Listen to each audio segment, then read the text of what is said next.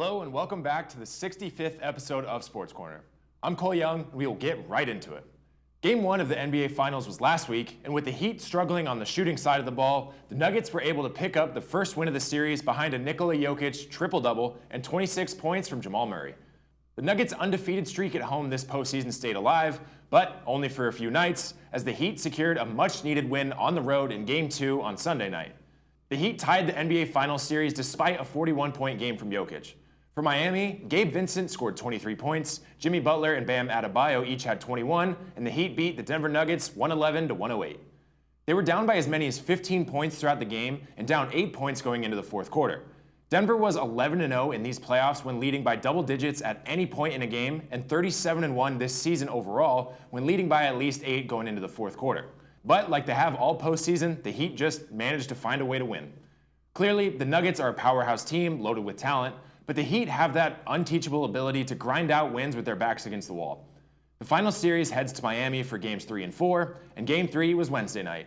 The Nuggets came back with a vengeance, stealing a win on the road and taking a 2-1 series lead. Game 4 is tonight at 5:30 p.m. on ABC, and Game 5 will be on Monday, also at 5:30 on ABC. Based on the first 3 games, you absolutely will not want to miss any second of any of these games. This has been an electric finals series so far, and I don't want it to end. I sincerely have no prediction as to who will come out on top. All I hope for is the series goes to the full 7 games. Game 1 of the Stanley Cup final between the Knights and Panthers was last Saturday night, and the Las Vegas Golden Knights struck first to take a 1-0 lead in the series. Just a few days later, on Monday, the puck dropped for Game 2 back in Vegas.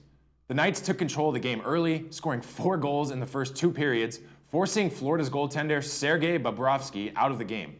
On the other side of the ice, Adin Hill sat in the net for Vegas and stopped 28 of 30 shots on the night, and the Golden Knights would go on to dominate Game 2, winning 7-2.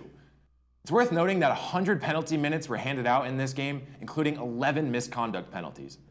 Game 3 was last night, and the Panthers managed to snag a win at home, making the series 2-1. The highly anticipated Game 4 will be Saturday night at 5 p.m. The French Open of tennis has been going on for quite some time now, and today is the semifinal rounds for men's singles with the matchup of Carlos Alcaraz versus Novak Djokovic. Tomorrow at 6 a.m. will be the final for the women's singles, followed by men's singles finals on Sunday. To close out the show, it's been a while since I've discussed pro surfing, and this weekend is the return of the Surf City El Salvador Pro. Carissa Moore leads the pack for the women, but currently on top of the rankings for the men's tour is Griffin Colapinto, surfing out of San Clemente, California.